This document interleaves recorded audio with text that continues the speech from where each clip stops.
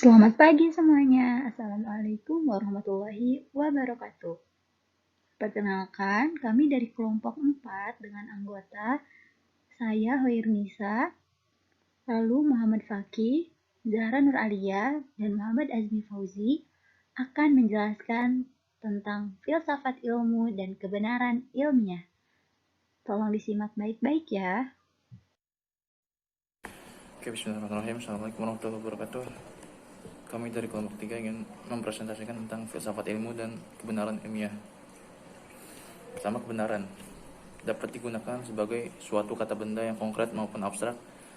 Dalam bahasa Inggris biasa disebut dengan truth, dan dalam bahasa Arab disebut dengan al-haq. Sedangkan dalam KBBI menunjukkan kepada keadaan yang cocok dengan keadaan yang sesungguhnya. Ya, sesuatu yang sungguh-sungguh adanya. Nah, kebenaran ini terbagi menjadi 3. Yang pertama ada kebenaran ilmiah. Kebenaran ini diperoleh secara mendalam berdasarkan proses penelitian. Jadi ada uji penelitiannya dan penalaran logika ilmiah. Bisa diuji dengan teori pendekatan pragmatis, koresponden, dan koheren, yang nanti bakal dijelaskan lebih lanjut. Yang kedua ada kebenaran non ilmiah. Berbeda dengan kebenaran ilmiah, kebenaran non ilmiah merupakan kebenaran yang tidak ada sangkut pautnya dengan penelitian dan faktor-faktor penalaran logika ilmiah. Contohnya misalkan seperti kebenaran agama dan kebenaran wahyu Tuhan misalkan. Yang ketiga ada kebenaran filsafat.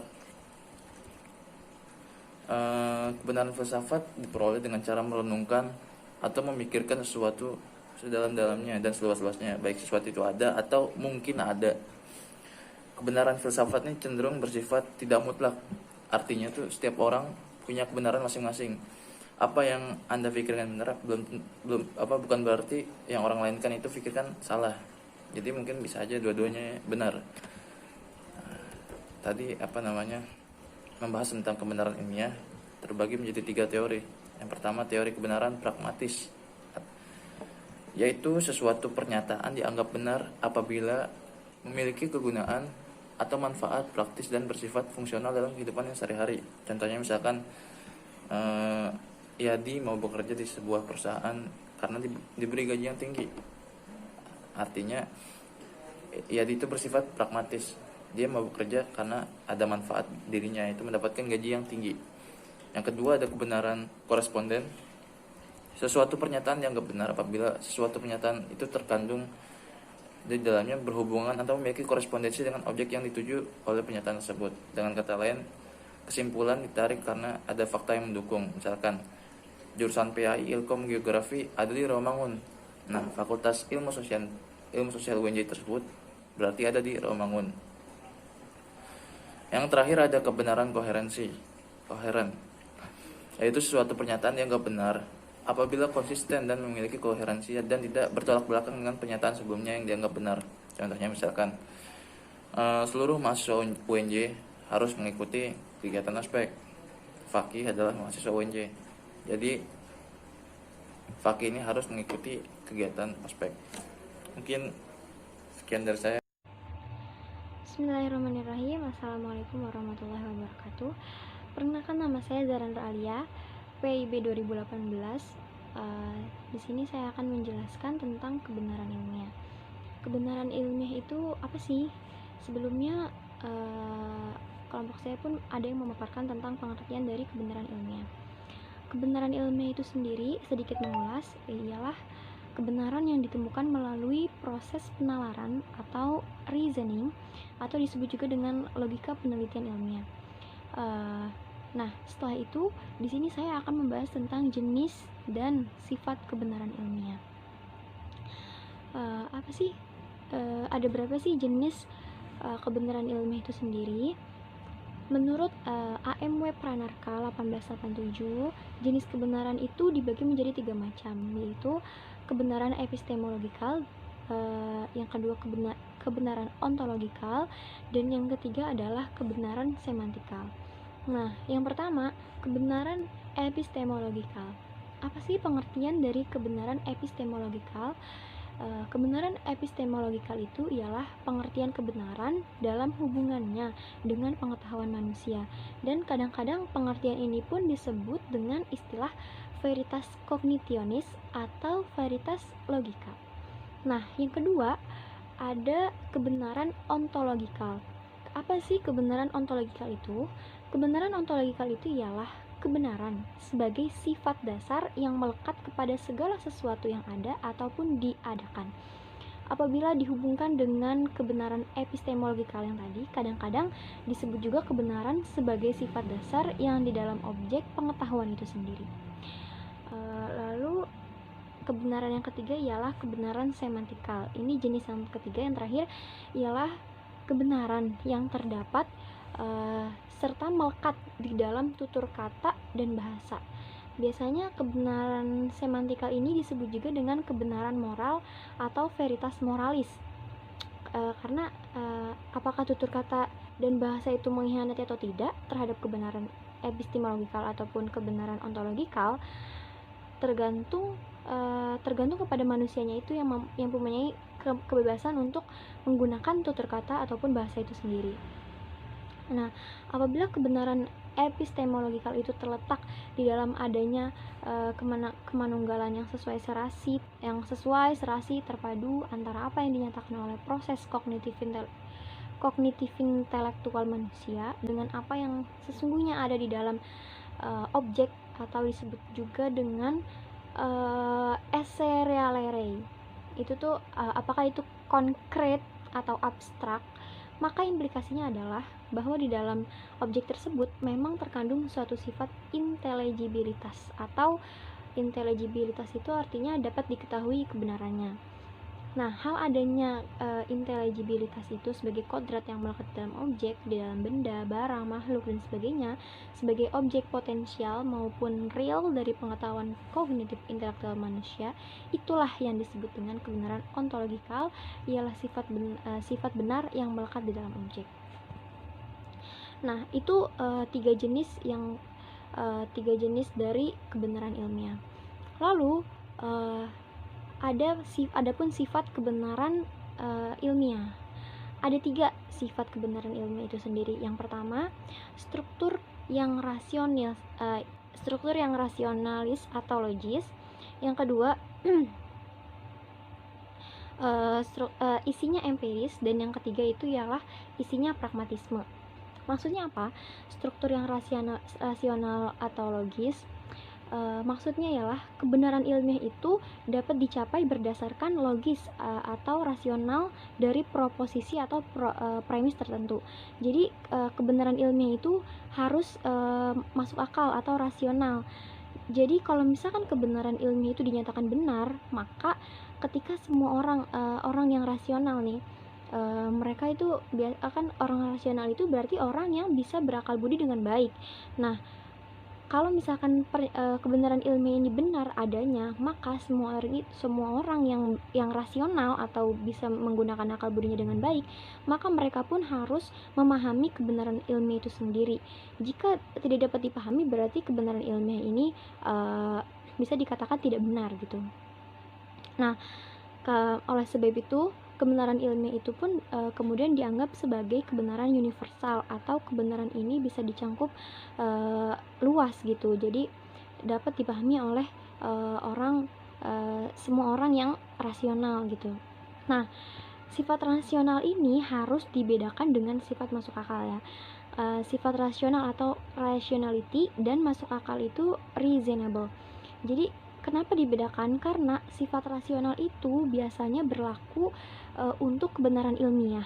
Tetapi sedangkan nih, kalau yang masuk akal atau sifatnya logis itu biasanya berlaku untuk bagi kebenaran di luar pengetahuan.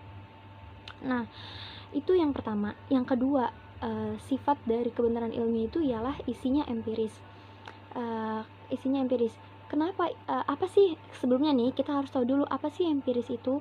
Empiris ialah merupakan suatu ilmu pengetahuan yang didapat dari observasi atau percobaan.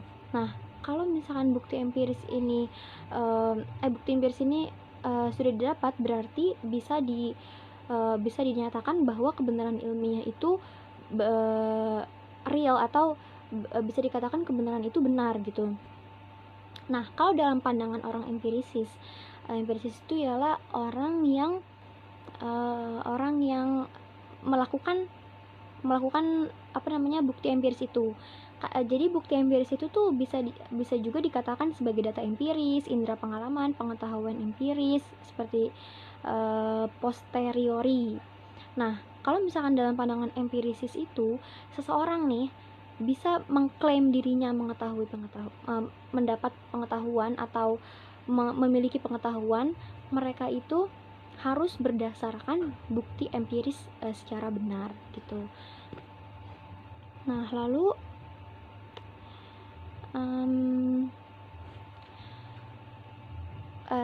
jadi kalau misalkan pernyataan itu dari kita, misalkan kita balik nih ke struktur yang rasional atau logis.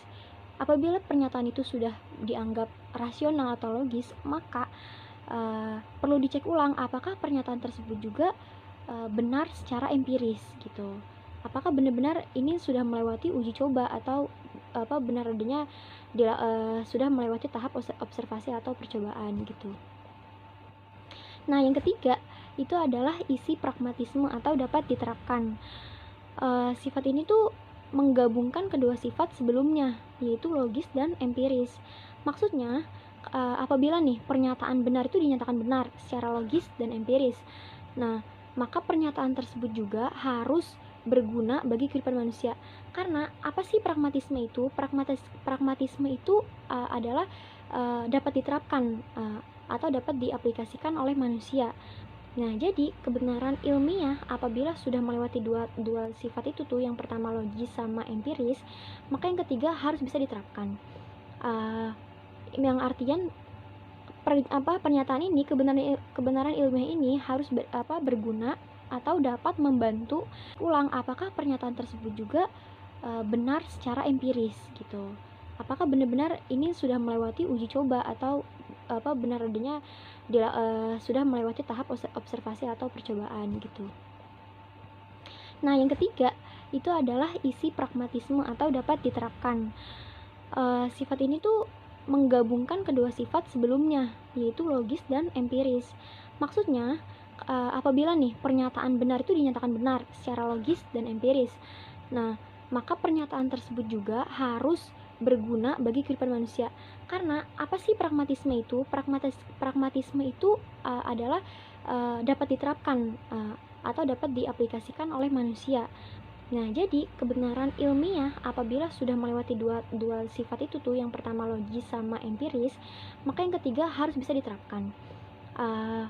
Yang artian pernyataan ini, kebenaran ilmiah ini harus berguna atau dapat membantu manusia dalam memecahkan berbagai persoalan dalam hidupnya, seperti itu. Nah, adapun sifat kebenaran ini dibedakan menjadi 3 hal juga, yaitu kebenaran berkaitan dengan kualitas pengetahuan, di mana setiap pengetahuan yang dimiliki itu dilihat dari jenis pengetahuan yang dibangun, yaitu yang pertama, pengetahuan biasa atau disebut juga dengan ordinary knowledge atau common sense knowledge. Nah, yang kedua, pengetahuan ilmiah itu yaitu pengetahuan yang telah menetapkan objek atau khas atau spesifik dengan menerapkan metodologi yang telah mendapatkan kesepakatan dari para ahli sejenis. Yang ketiga adalah pengetahuan filsafat, yaitu jenis pengetahuan yang pendekatannya melalui metodologi pemikiran filsafat bersifat mendasar dan menyeluruh dengan model pemikiran analitis, kritis, dan spekulatif. Dan selanjutnya adalah pengetahuan agama, yaitu pengetahuan yang bersifat dogmatis yang selalu dihampiri oleh keyakinan yang tertentu, sebagai pernyataan dalam kitab suci agama memiliki nilai kebenaran sesuai dengan keyakinan yang digunakan untuk memahaminya. Yang selanjutnya, yang kedua ini adalah kebenaran dikaitkan dengan sifat atau karakteristik dari bagaimana cara atau dengan alat apakah seseorang membangun pengetahuannya. Implikasi dari penggunaan alat untuk memperoleh pengetahuan akan mengakibatkan karakteristik kebenaran yang dikandung oleh pengetahuan akan memiliki cara tertentu untuk membuktikannya. Nah, yang ketiga adalah kebenaran dikaitkan atas ketergantungan terjadinya pengetahuan. Membangun pengetahuan tergantung dari hubungan antara subjek dan objek mana yang dominan. Sekian dari saya, terima kasih. Perkenalkan, nama saya Hoirunisa dengan nomor induk mahasiswa 14046188074. Saya akan melanjutkan penjelasan dari saudara Alia, yakni tentang metode atau mekanisme cara memperoleh ilmu. Caranya ada 3. Yang pertama melalui indera, yang kedua melalui akal, dan yang ketiga melalui ilham atau wahyu. Baik, saya akan mulai menjelaskan dari yang pertama, mekanisme perolehan ilmu melalui indera. Indera merupakan salah satu mekanisme perolehan ilmu yang sangat penting, khususnya indera pendengaran dan indera penglihatan. Signifikasi indera ini juga banyak disinggung di dalam Al-Quran. Dalam Al-Quran, indera pendengaran pada umumnya lebih dahulu disebutkan sebelum indera penglihatan. Hal ini disebabkan oleh beberapa alasan. Pertama, indera pendengaran lebih utama dibandingkan indera penglihatan dalam proses ilmu pengetahuan atau dalam proses belajar. Yang kedua, indera pendengaran langsung berfungsi sejak seorang anak itu dilahirkan. Yang ketiga, indera pendengaran berfungsi secara kontinu. Yang keempat, indera pendengaran dapat mendengar baik dalam keadaan gelap ataupun terang. Dan yang kelima, pendengaran bisa menangkap suara dari semua arah. Di dalam filsafat, mekanisme perolehan ilmu melalui indera ini disebut dengan empirisme. Empirisme ini berasal dari bahasa Yunani, yaitu empiria, yang artinya coba-coba atau pengalaman. Empirisme ini adalah aliran yang menjadikan pengalaman sebagai sumber pengetahuan. Pengalaman ini merupakan faktor fundamental dalam pengetahuan. Ia merupakan sumber pengetahuan bagi manusia. Aliran ini berpendapat bahwa pengetahuan itu diperoleh melalui pengalaman dengan cara observasi atau penginderaan dari yang tadi dilihat dan didengar. Lebih lanjut, penganut empirisme ini mengatakan bahwa pengalaman itu tidak lain akibat suatu objek yang merangsang alat-alat indera yang kemudian dipahami di dalam otak, dan akibat rangsangan tersebut terbentuklah tanggapan-tanggapan mengenai objek yang terangsang oleh indrawi tersebut. Nah, pengalaman indrawi ini sering dianggap sebagai pengadilan yang tertinggi bagi penganut empirisme. Namun demikian, aliran ini banyak memiliki kelemahan. Di antaranya, yang pertama, indera itu sifatnya terbatas. Yang kedua, indera itu sering menipu. Dan yang ketiga, objek juga menipu, seperti adanya ilusi dan fata morgana. Dan yang keempat, indera juga sekaligus objeknya. Jadi kelemahan empirisme ini karena keterbatasan indera pada manusia. Pembahasan yang kedua yakni metode memperoleh pengetahuan melalui akal. Di dalam Al-Quran dan hadis, akal ditempatkan di kedudukan yang tinggi serta mendorong manusia untuk menggunakannya. Hal ini dapat ditemukan dari beberapa kalimat Al-Quran, seperti kata yakilu, nazoro, tafakaro, tazakaro, terus pada kata faqiha, kata ulul albab, ulul a'lim, ulul absar, dan masih banyak lagi. Dalam praktek beragama, akal menjadi syarat yang menentukan keabsahan pengamalan ajaran agama seseorang. Orang yang terkena hukum dalam syariat Islam adalah orang yang sempurna akalnya. Terkait hal ini, Rasulullah SAW bersabda dalam hadis riwayat Tirmizi, kewajiban agama dikecualikan dari 3 kelompok manusia. Yang pertama, anak-anak sampai ia balik. Yang kedua, orang yang tidur sampai ia terbangun. Dan yang ketiga, orang gila sampai ia sembuh. Lalu, di dalam konsep filsafat, penekanan mengenai pentingnya akal dan ilmu pengetahuan melahirkan faham rasionalisme. Paham ini memandang bahwa sumber pengetahuan yang dipercaya dan dapat dijadikan pegangan adalah akal. Hanya pengetahuan yang diperoleh lewat akal lah yang memenuhi syarat yang dituntut sebagai ilmu pengetahuan ilmiah. Melalui akal dapat diperoleh kebenaran dengan metode deduktif seperti yang dicontohkan ilmu pasti. Meski demikian, akal juga dianggap memiliki keterbatasan. Oleh sebab itu, ada dimensi-dimensi lain yang akan diuraikan berikutnya. Pembahasan yang ketiga yakni mekanisme memperoleh ilmu melalui wahyu dan ilham. Al-Ghazali membagi 2 sumber ilmu. Yang pertama sumber insaniyah, yang kedua sumber rabbaniyah. Sumber insaniyah itu manusia mengusahakan sumber ilmu pengetahuannya itu melalui akal.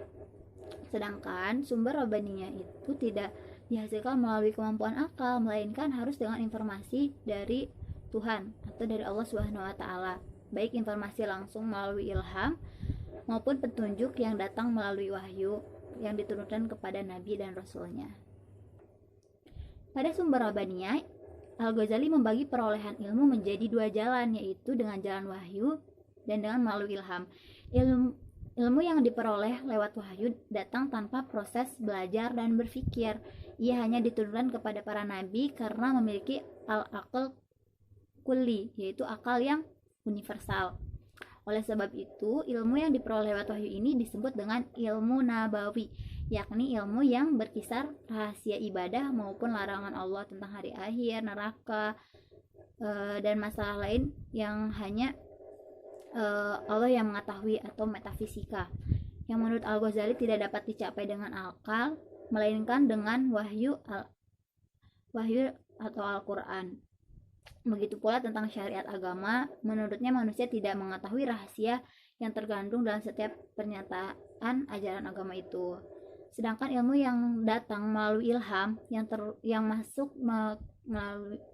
ke dalam hati disebut dengan ilmu laduni, yakni ilmu yang menjadi terbuka dalam rahasia hati yang diberikan oleh Allah Subhanahu wa taala ke dalam jiwa manusia. Nah, selanjutnya dari dua sumber perolehan ilmu melalui wahyu dan ilham ini, Al-Ghazali memasukkan jalan ta'allum dan tafakur sebagai metode memperoleh ilmu. Tafakur berbeda dengan ta'allum. Tafakur itu proses berpikir secara batin dengan melakukan nafsi kulli, jiwa universal, yang kemudian menghasilkan ilmu-ilmu universal yang bersifat metafisik. Sedangkan ta'allum adalah proses berpikir secara lahiriah dengan menggunakan akal, kemudian menghasilkan ilmu juz'i yang material.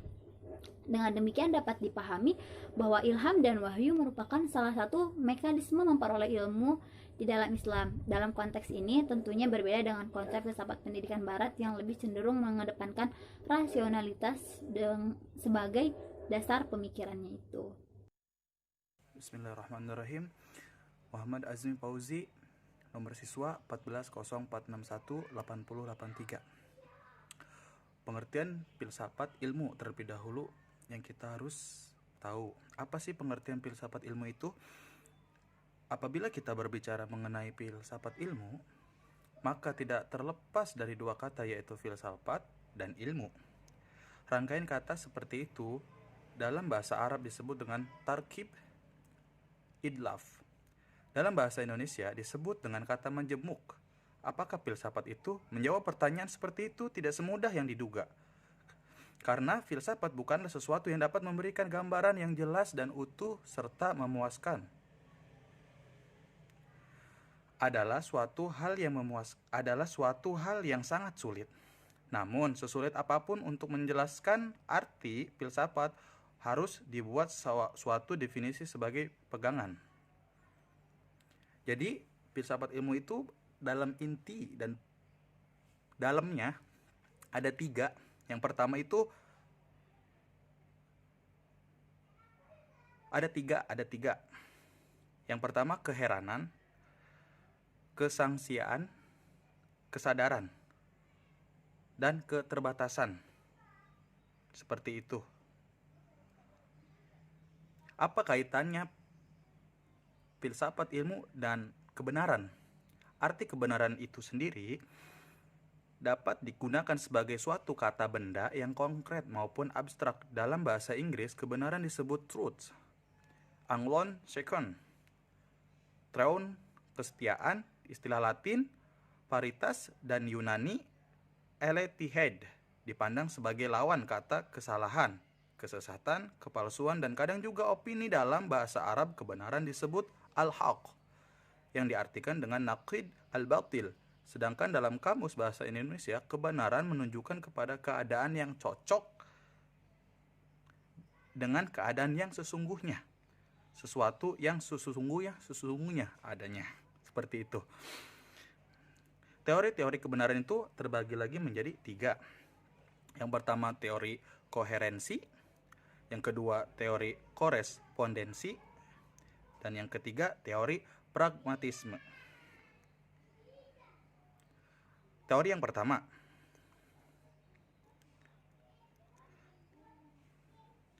teori koherensi,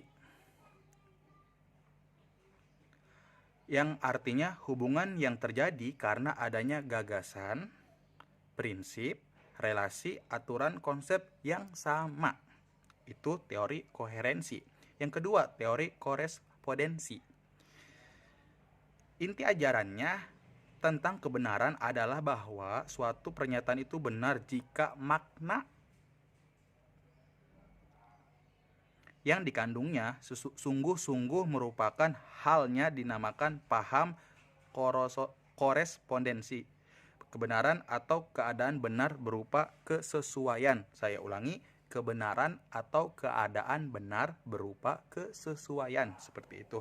Yang ketiga, yang terakhir, teori pragmatisme merupakan pandangan filsafat kontemporer yang berkembang pada akhir abad ke-19. Saya ulangi, pragma artinya yang dikerjakan, yang dilakukan perbuatan dan tindakan sebenarnya. Ajaran pragmatisme berbeda-beda caranya sesuai dengan konsekuensi yang ditekankan. Seperti itu. Jadi, kesimpulannya dari yang saya terangkan tadi di atas, mohon maaf kalau ada kekeliruan atau kata-kata yang sedikit kurang jelas. Jadi, bahwa kebenaran dalam studi ilmiah dapat dipandang beragam, yaitu kebenaran yang berkaitan dengan kualitas pengetahuan. Kebenaran ini bersifat subjektif, relatif, absolut, intersubjektif, dan kebenaran yang bersifat dogmatif atau absolut. Yang kedua, kebenaran yang dikaitkan dengan sifat-sifat karakteristik dari berbagai cara atau dengan cara penginderaan atau ratio, intuisi, atau dengan keyakinan. Kebenaran ini harus dibuktikan sesuai dengan syarat-syarat yang telah ditentukan tadi, yaitu apabila seseorang membangun melalui indera, maka ia membuktikan kebenaran itu harus melalui indera pula. Tidak bisa dengan yang lainnya. Yang ketiga, kebenaran yang dikaitkan atas ketergantungan. Artinya, nilai kebenaran itu amat tergantung pada subjek dan objek yang memiliki pengetahuan itu. Maka, filsafat ilmu sebagai refleksi filsafat yang tidak pernah berhenti mencari dan menemukan kebenaran ilmu sangat penting dijadikan sebagai landasan untuk memperoleh kebenaran dalam ilmu. Mohon maaf bila ada kekeliruan. Terima kasih. Assalamualaikum warahmatullahi wabarakatuh. Terima kasih sudah menonton sampai akhir. Wassalamualaikum warahmatullahi wabarakatuh. Terima kasih.